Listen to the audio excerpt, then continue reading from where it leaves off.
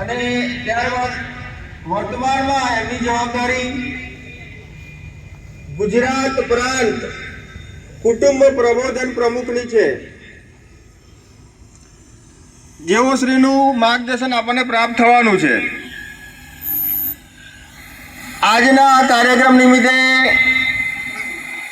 જે પણ શુભેચ્છકો, દાતાશ્રીઓ અને ખાસ કરીને જે આપણે બેઠા છીએ એ સ્કૂલ સોનાવાલા હાઈસ્કૂલ,